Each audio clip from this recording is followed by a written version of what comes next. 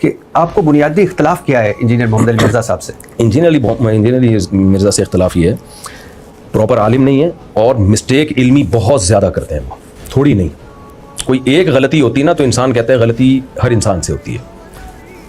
قرآن مجید غلط پڑھنا، خلا کے مسئلے میں قرآن کی آیت کا ترجمہ غلط۔ مولانا عمران صفدر صاحب ہیں کہ یوٹیوب پہ آپ سرچ کیجئے گا، ان کا کام یہی ہے انجینئر کی غلطیاں نکال کے ویڈیو بنانا۔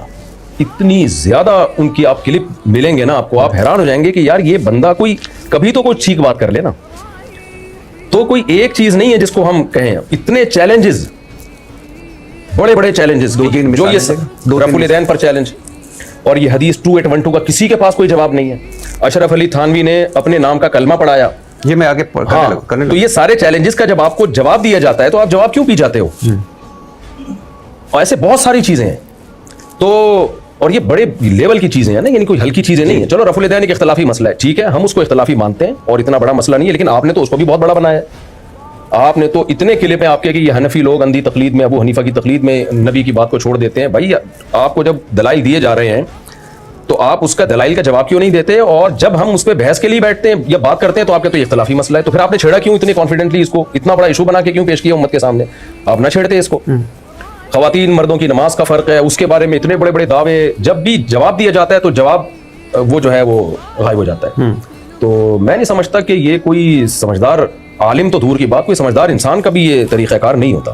آپ کا مطلب ہے کہ انجینئر محمد علی مرزا صاحب سمجھدار انسان نہیں؟ بالکل نہیں، پہلے میں سمجھتا تھا بہت سمجھدار ہے۔ اچھا، چند کلپ دیکھے تھے، اب اس کے بعد تو مجھے لگتا ہے کہ مینٹلی کوئی مسئلہ ہے، دماغی مسئلہ ہے۔ محمد علی مرزا صاحب جی، جو دعویٰ کرتے ہیں وہ کتابوں سے بکش نالج ہے، دعویٰ کرنے پر گورنمنٹ کی طرف سے کوئی پابندی نہیں ہے۔ جو کتابیں ان کے سامنے رکھی ہوتی ہے نا، انہی کتابوں کے خلاف بہت دفعہ بیان ہوتا ہے۔ بہت دفعہ میرا دل چاہ میں جا کے بولوں کہ یہ جو آپ بات کر رہے ہو یہ اس کتاب کے ہی خلاف ہے جو آپ کے سامنے رکھی ہوئی ہے۔ اچھا، میں ان کا میں نے پورا آپ کے پاس آنے سے پہلے ان کا ایک پورا لیکچر سنا ہے جس میں انہوں نے 5 چیزیں آپ کے سامنے رکھی، اور آج اچھی بات ہے آپ ان پہ کلیریفائی کریں گے کیونکہ یہ ظاہر ہے مفتی ہیں آپ اس بہتر آدمی ہیں۔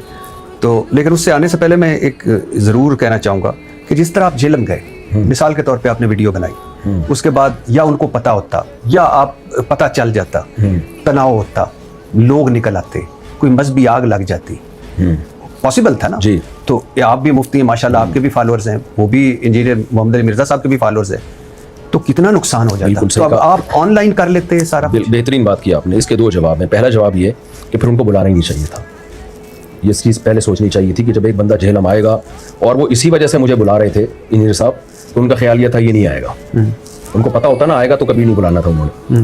تو یہ چیز انجینئر صاحب کو سوچنی چاہیے تھی کہ ایک بندہ آ رہا ہے اور تو یہ بھی ہو سکتا ہے وہ بھی ہو سکتا ہے، تو پھر بلایا کیوں؟ یہ سوال ان سے ہے۔ دوسری بات یہ ہے کہ میں نے جو رات کو کلپ ریکارڈ کروایا نا، اس کا مقصد ہی یہی تھا کہ کوئی ہجوم نہ ہو، کوئی مارا ماری نہ ہو، کوئی تھرڈ پارٹی فائدہ اٹھا کے بدامنی کی کوشش نہ کرے۔ میں صرف یہ ثابت کر دوں کہ میں آپ سے بات چیت میں سیریس ہوں، اس کے لیے میرا جہلم جانا ضروری تھا کہ بھائی میں اب آ گیا ہوں میں۔ تو ہم نے یہ فیصلہ مشورے کے بعد کیا تھا کہ کوئی کنٹروورسی نہ پھیلے، کوئی تھرڈ پارٹی فائدہ نہ اٹھائے، مجھے مار دیا یا اس کو مار دیا تو ایک دوسرے سے لڑتے رہیں گے ساری زندگی۔ تو ہم یوٹیوب پہ ایک نمبر دے دیتے ہیں، اس نمبر پہ انجینئر صاحب رابطہ کریں اور ہم طے کر لیتے ہیں فلاں جگہ ہم بیٹھیں گے اور یہ ہم بات چیت طے کریں گے کہ کس دن ہماری ڈیبیٹ ہوگی، لوکیشن کیا ہوگی، کن ٹاپکس پہ بات ہوگی اور کتنی دیر کون کون بات کرے گا۔